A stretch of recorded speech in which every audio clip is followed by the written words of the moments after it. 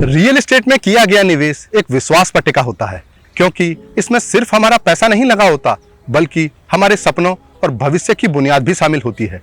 यह निवेश केवल वर्तमान को सुरक्षित करने का नहीं है बल्कि हमारे आने वाली पीढ़ियों के लिए एक स्थायी विरासत छोड़ने का भी होता है। और यमुना अथॉरिटी का एरिया एक ऐसी लोकेशन है जहां रेजिडेंशियल और इंडस्ट्रियल प्लॉट्स की कीमतें लगातार बढ़ रही हैं।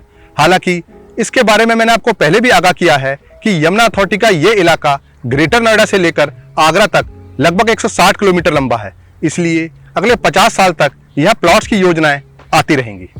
मगर हवाईजा जुड़ेगा बताकर प्रॉपर्टी डीलर्स ने यहां जमीन के रेट भी हवा में उड़ा दिए और यही कारण है कि 280 प्लॉट्स की पिछली योजना के लिए लगभग 2 लाख लोगों ने आवेदन किया, जिसमें ज्यादातर ऐसे लोग थे जिन्हें केवल प्लॉट्स निकलने का इंतजार था और फिर उसे बेचकर प्रॉफिट कमाने का। हालांकि अथॉरिटी ने भी बिल्डर की ही तरह इसे बेचने के लिए कई रोड़े अटकाए और अब इन रोड़ों का फायदा उठाकर ही लोग बेईमानी भी कर रहे हैं, क्योंकि वो बेचे हुए प्लॉट्स पर भी अपना हक जमा रहे हैं और बायर को कागजी कार्रवाइयों में उलझाकर बेईमानी कर रहे हैं। आइए जानते हैं आखिर ये खेल क्या चल रहा है और कैसे प्रॉपर्टी डीलर्स नियमों को ताक पर रखकर आपको फंसा रहे हैं। तो चलिए शुरू करते हैं इस वीडियो को।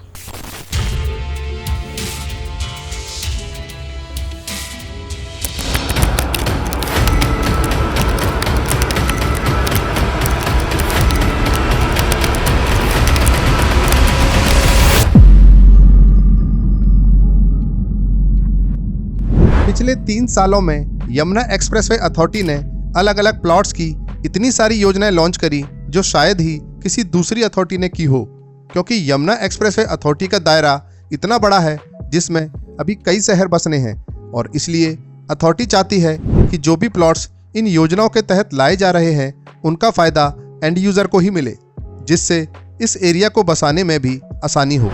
इसलिए अथॉरिटी की ओर से इन प्लॉट्स को बेचने को लेकर कई ऐसी शर्तें लगाई गईं जिससे प्रॉपर्टी फाइनेंसर्स इस दौड़ से बाहर हो जाएं, मगर ऐसा नहीं हो पाया और ज्यादातर प्लॉट्स खरीदने वाले आम लोग नहीं बल्कि वो खास लोग हैं जो इस प्रक्रिया में registered agreement, general power of attorney और विल जैसे दस्तावेजों का इस्तेमाल करके प्लॉट्स की बिक्री कर रहे हैं।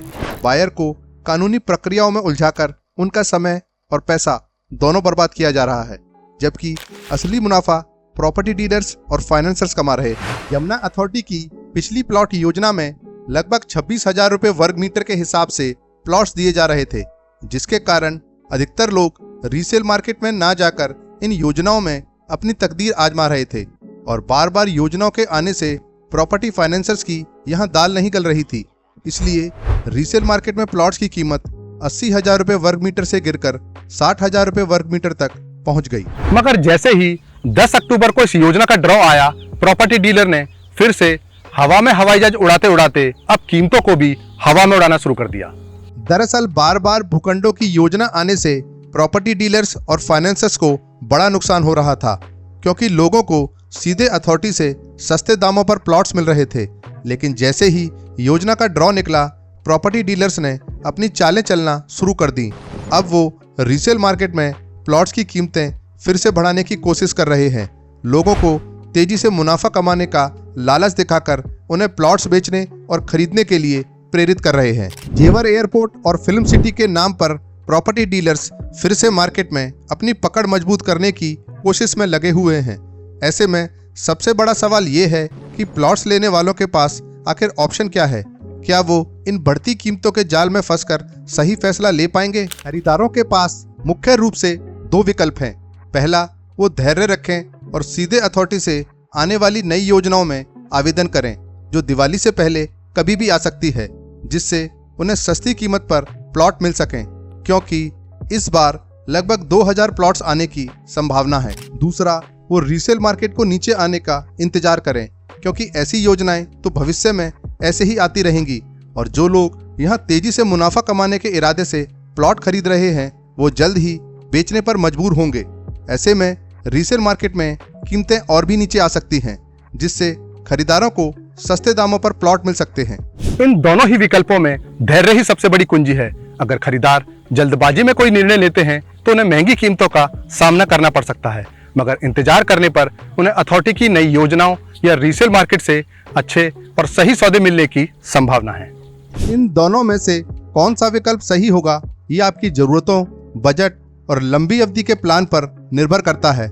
इसलिए ये जरूरी है कि खरीदार भावनाओं में बहने के बजाय समझदारी से निर्णय लें, क्योंकि पता चला है कि अब यमुना प्राधिकरण क्षेत्र में लगातार बढ़ती कीमतों को देखते हुए आयकर विभाग भी सक्रिय हो चुका है, ताकि बाजार में काले धन की खपत को रोका जा सके, क्योंकि यहाँ ब्लैक मनी का भी बहुत बड़ा उपयोग हो रहा है।